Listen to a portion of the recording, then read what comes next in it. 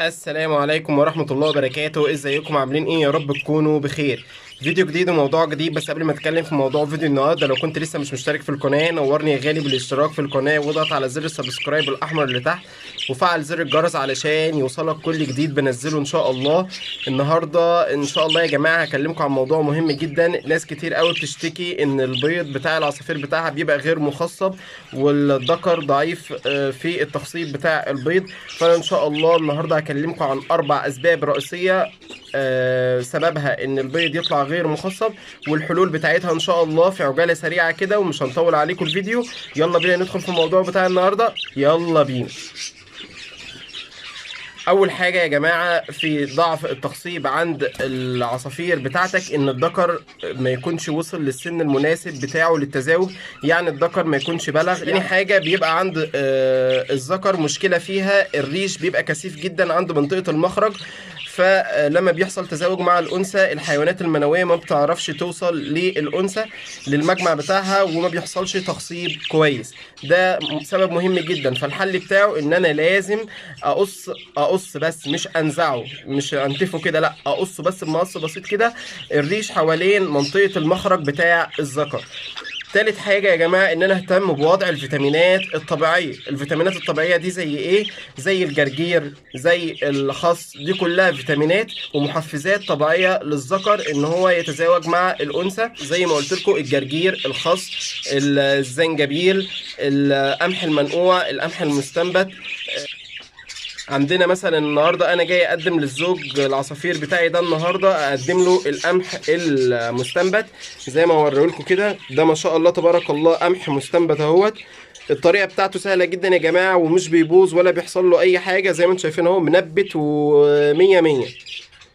هسيب لكم لينك الفيديو بتاع القمح المستنبت اسفل الفيديو في صندوق الوصف، علشان اللي ما بيعرفش ينبت القمح بالطريقه ديت ينبته، او الحلبه او اي استنبات عموما. هسيب لكم الوصفه تحت باذن الله في صندوق الوصف، اتفرجوا عليها هتعجبكم جدا.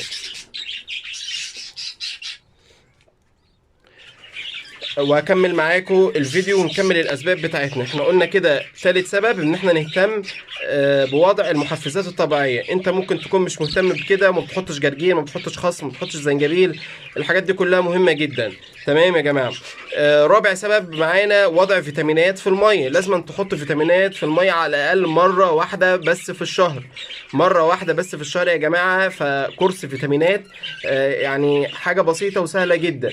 طيب ايه هو كورس الفيتامينات دوت؟ خليك معايا يا غالي، هنقول لك كورس الفيتامينات ودوت حصري، ومفيش حد بيعمل الكلام ده، بس انتوا عشان انتوا حبايبي انا لازم اقول لكم على اسرار الحاجات الكويسه اللي تخلي الانتاج معاكم يبقى كويس، والانتاج بتاعكم يبقى غزير بفضل الله، وبفضل الحاجات اللي انتوا بتحطوها باذن الله يعني ان شاء الله. تمام. عندي يا جماعه 3 فيتامينات مفيش غيرهم، 3 فيتامينات مفيش غيرهم. دي صورهم ايه يا جماعه؟ هي سيلينيوم، نيو فيت الف دال 3 اهي، ونيو فوس ايوني. 3 فيتامينات دول اللي الواحد شغال بيهم.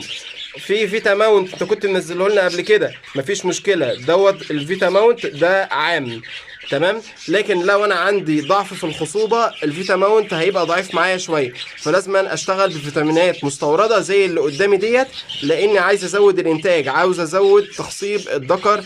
الذكر ما بيخصبش الا بيضه او بيضتين بس، والنتايه ما شاء الله بيضالي يجي كام 7 8 بيضات، فانا كده الخسران. فلازم أنا اخش بهي سيلينيوم مستورد صافي كده. تمام. خام كده زي ما انا بقول لكم كده. هنحط منه قد ايه يا جماعه؟ هنحط منه 3 نقط على المسقه، 3 نقط بس ما نكترش، 3 نقط على المسقه لمده 3 ايام في الاسبوع. حلو الكلام. ونريح العصافير بتاعتي 3 4 ايام كده، ارجع احط لهم نيو فيت الف دال 3 اهي. تمام. 3 نقط برضو على المسقه لمده 3 ايام، وبعد كده اريحهم يومين 3 كمان كده، وندي النيو فوس لمده 3 ايام. ده كده شهريا معاك لازم تعمل الحوار ده. حلو الكلام يا جماعه. يبقى هي سيلينيوم، نيو فيت الف دال 3 اهي، ونيو فوس ايوني. مصدر الفيتامينات مهم جدا، نشتريها من عند اي محل بيبيع ادوات بيطريه، او من عند دكتور بيطري. بلاش الحاجات اللي بتتباع تحت بير السلم ما نعرفش مصدرها ايه. تشوف المنتج بتاعك يكون زي ما هو واضح كده، الحاجه رايقه مش غامقه، الحاجه رايقه مش غامقه زي ما انتم شايفين كده، الحاجه مش معكره، الحاجه ما فيهاش اي مشكله. زي ما انتم شايفين كده الحاجه تكون رايقه ومش معكره، مش مغير لونها، مش مغير ريحتها، مواصفاتها سليمه، واللي انت بتاخده منه مديها لك معبيها لك من الازايز المستورده اللي عنده، وانت واثق فيه وواثق ان هو جايبها لك من مصدر كويس. تمام كده. عشان الناس اللي بتدي فيتامينات تحت بير السلم دي بتأذي العصفور جدا جدا جدا، وبتهلك الكبد بتاع العصفور، وممكن العصفور بتاعك يموت لا قدر الله من الحاجات دي، لانها بتكون حاجات ما اعرفش هما بيجيبوها منين، بيحطوا الوان صناعيه ولا ايه على الميه، فبتبدا تدي لون، وبداوا يبيعوا بقى انها فيتامينات، وكان الله بالسر عليمه يعني. اهم حاجه يا جماعه زي ما احنا قلت لكم كده، ملخص الفيديو بتاع النهارده، عايز العصافير بتاعتك تنتج والبيض بتاعك يتخصب، اهتم جدا جدا بالتغذيه بتاعتهم، اهتم بالبيض بالبقسماط، اهتم بالقمح المنقوع، القمح المستنبت، اهتم ان انت تحط سيبيا، اهتم بالتغذيه جدا جدا جدا، القمح المنقوع، القمح المستنبت،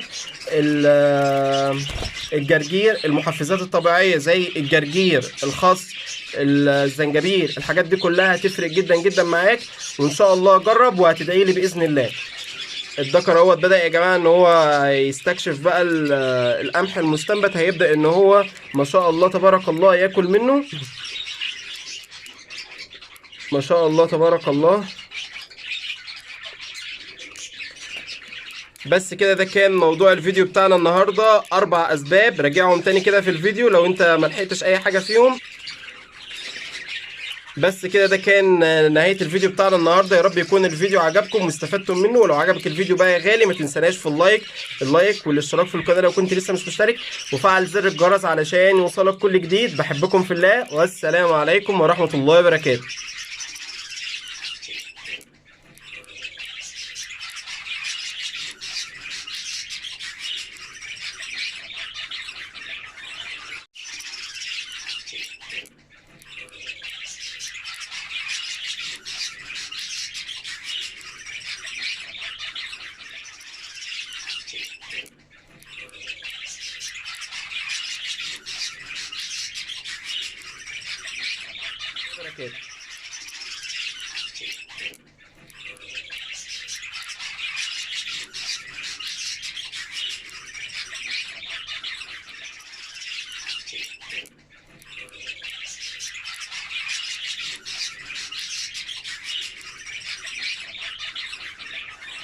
إن أعجبك الفيديو لا تنسى الإعجاب والاشتراك في القناة.